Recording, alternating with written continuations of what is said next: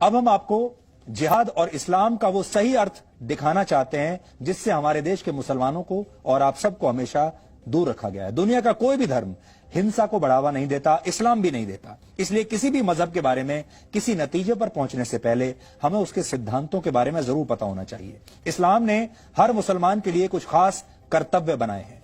इन्हें इस्लाम के 5 स्तंभ कहते हैं।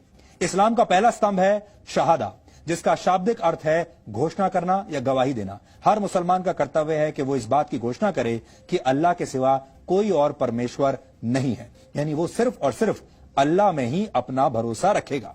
दूसरा स्तंभ है सलात, फारसी में इसी को नमाज भी कहते हैं। इस्लाम कहता है कि हर मुसलमान के लिए दिन में 5 बार नमाज पढ़ना जरूरी है।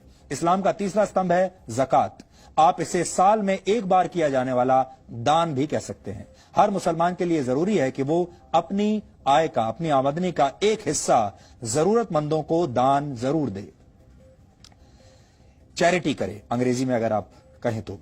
इस्लाम का चौथा स्तंभ है सौम, इसे रोजा रखना भी कहते हैं। इस्लाम में कहा गया है कि रमजान के महीने में हर मुसलमान के लिए रोजा यानी व्रत रखना जरूरी है।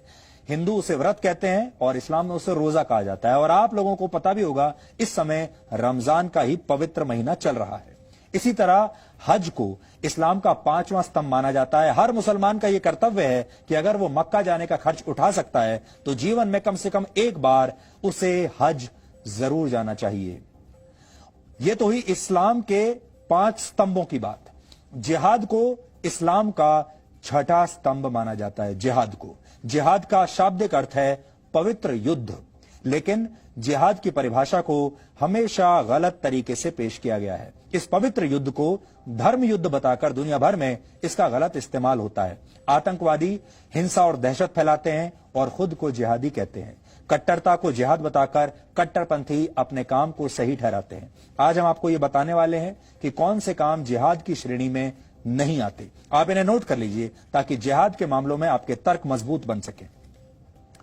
अगर किसी के ऊपर इस्लाम कबूल करने के लिए जबरदस्ती की जाए तो इसे जिहाद नहीं कहा जा सकता। अगर किसी देश या क्षेत्र पर कब्जा जमाने के लिए उस पर हमला किया जाता है तो इसे भी जिहाद नहीं कहेंगे। इसी तरह अगर आर्थिक फायदे के लिए किसी इलाके पर हमला किया जाता है तो यह जिहाद नहीं है। सिर्फ अपनी ताकत का प्रदर्शन करने के नाम पर, लीडर की ताकत का प्रदर्शन करने के नाम पर हिंसा को जिहाद नहीं कहा जा सकता।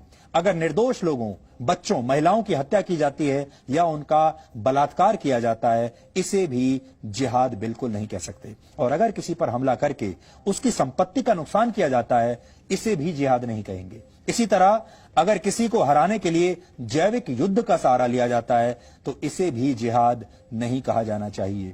जिहाद ही नहीं, इस्लाम में तो साधारण युद्ध के लिए भी कई सख्त नियम हैं और इन नियमों का पालन न करना गुनाह माना गया है। पहला नियम यह है कि आप युद्ध की पहल खुद नहीं कर सकते। यह युद्ध किसी बादशाह या सुल्तान के निर्देश पर नहीं बल्कि सिर्फ किसी धार्मिक नेता के कहने पर ही शुरू किया जा सकता है।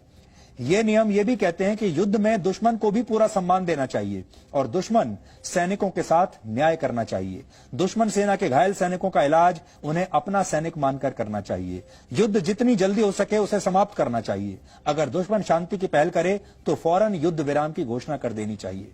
युद्ध के दौरान कुओं या पानी के स्रोतों में जहर डालना बिल्कुल प्रतिबंधित है। आधुनिक युद्ध की भाषा में कहें तो रासायनिक या जैविक हथियारों से हमला करना गुनाह माना गया है।